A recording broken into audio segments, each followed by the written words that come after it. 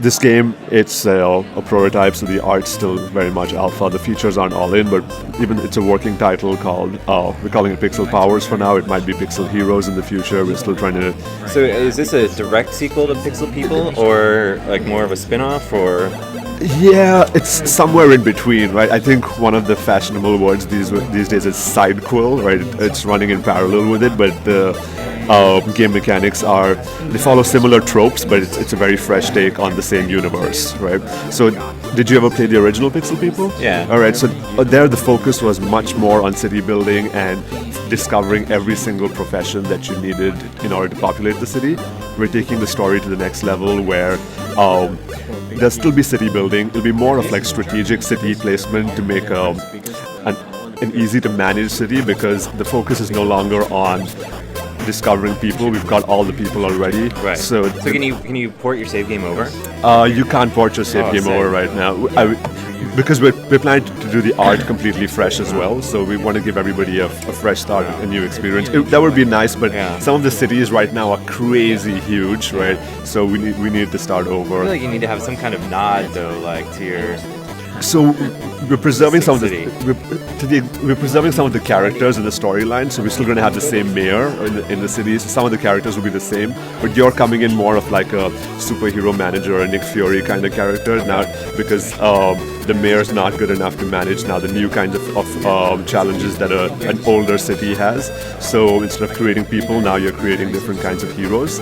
So it'll still be a splicing mechanism. We're not going to show the splicing mechanics here, but it'll be similar to a crafting system where you get hero items and you put them into the splicer with a clone in there, and the clone comes out with heroic abilities. So for example, if you threw in maybe a cape, a helmet, and a hammer together with a clone, you might get a Thor-like hero, but of course it's not.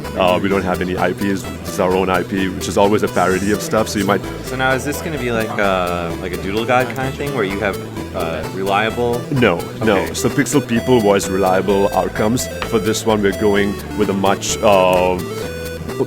A lot more variety, so we want different kinds of heroes. We're gonna have some authored heroes, right? But there'll be a lot of slightly procedurally generated heroes as well. So we haven't reached the balancing stage yet, so we might have to go somewhere between procedural and authored.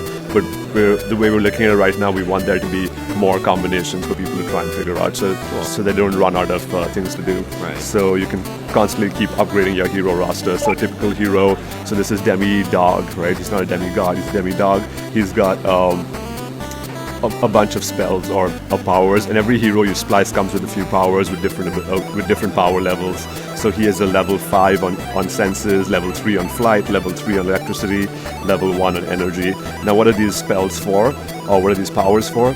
So in Pixel People is mostly about just running the economy and just making as much money as possible. Right. So here the obstacle to that is going to be stuff's going to break down, right? You see the city is already facing many different crises in the production buildings. So in order to get production working again, you need to go look at the crisis that's halting production and see what the crisis is. So this crisis says the roof is on fire, and in order to solve this crisis, you need 400 helps. How do you generate helps? You generate helps by sending heroes in to solve the crisis. So every crisis tells you kind of thematically what the solution could be. So for a fire, for the roof being on fire, you need maybe a fire controller. So I look at who I have on fire control, and I see I have a level 1 fire guy here, who's a match. I send him across. He starts generating 1 help per second, and slowly that counter starts coming down. Oh, cool. So this is neat. Like it's interesting how so many of these like city building games, like everything is so like tap tap passive tap, and, right? Like, I don't know, like serene even. And this is like,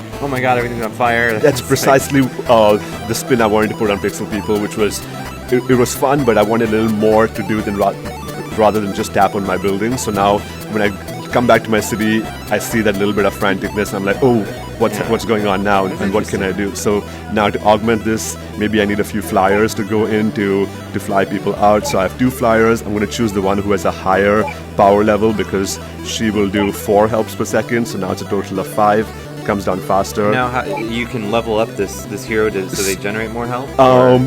So when you craft them, they come with their basic, with some kind of spells, and we will have an upgrade system where you can put in more items to to increase their power levels. So like a right. specific hero wouldn't necessarily get better. You would just try to get better heroes, I guess. Okay. That's going to be the primary mechanic, but people love the upgrading parts as well. So we're definitely looking at I feel like it'd options. be really easy to get invested in. Like, oh, this guy's super cute. Like, Exactly. I wanna keep him around. So That was kind of a problem with like Nibblebit's early games. Like originally, before they had the ability to like customize guys, we got someone that looked really cool. Yeah. But it's like, oh, this guy sucks at everything.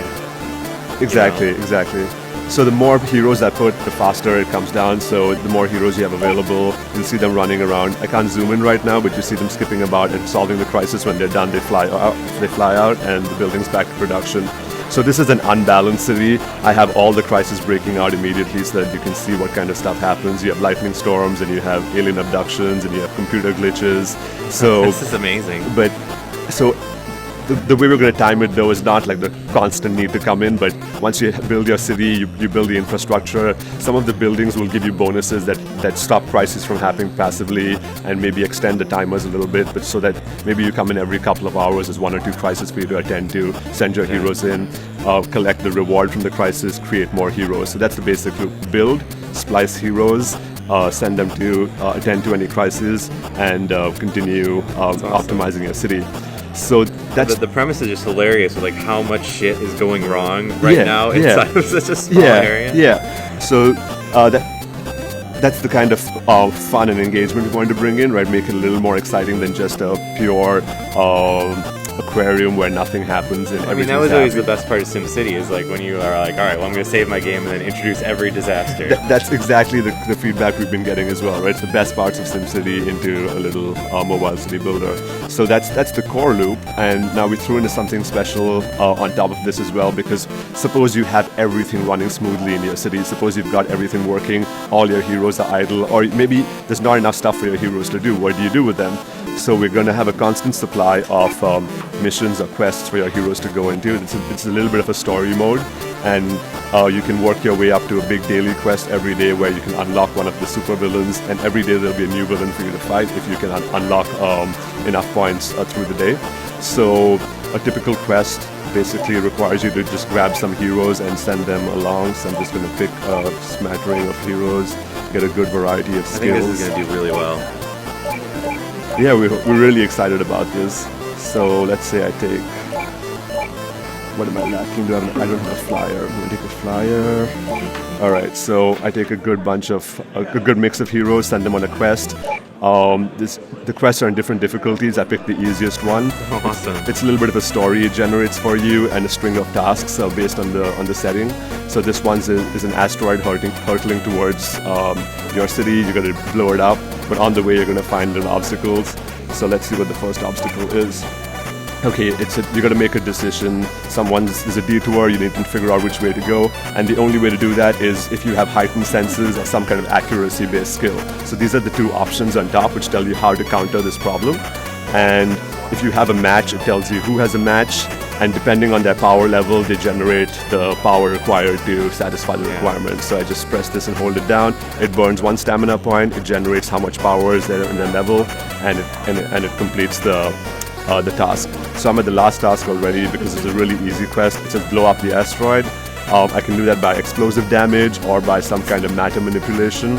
I only have explosive damage guys, so I'm going to use them. If I use a level 3 guy, Really good. if I use Justice Beaver, who's my level 3 exploder, he only does 3 damage, but if I use this guy who's a level 5 exploder, he does 5 damage. So in the later quests, managing your stamina and figuring out the right person to use at the right time becomes the little bit of a strategic challenge. Yeah. But at the same time, we want to keep it really simple for those people who just want to play through the quest and see how much they can do in a day by giving you the matches. So you could play it very superficially and have fun with it, or you could try and High five your premium currency? No, I don't have loot. okay. I don't have a loot system right now, so whoever I demo it to just gets a high five. Right. So but this is how you get the loot for the splicing, right? And then your little jet takes you back to your city, and now shit's breaking down again. Awesome, right? dude. So, I think this will do really well. This is really cool. Like, I like how it's like, you can just tell that like in there's a city builder, like that kind of free to play game somewhere, but with so much shit going on top of it that's like irrelevant that it's just a weird city builder, which is and honestly, those are the kinds of games we like to play. Like, we love the nimble bit games, right? And we love the really well done freemium games where it just lets you play, lets you have fun with it. And and if you want, and if you start finding yourself really engaged, then you can start investing a little more into it. So I know you mentioned this isn't final art. So do you have any idea on when we're looking, the timeline is? We're looking at hopefully definitely this year. The earlier the better. I would be really happy with like an August or September kind of launch. Cool. Yeah, Awesome. like post summer. Great, dude. And this is free to play, obviously. So definitely free to play. Cool. Yeah. Well, thanks for showing me. It's really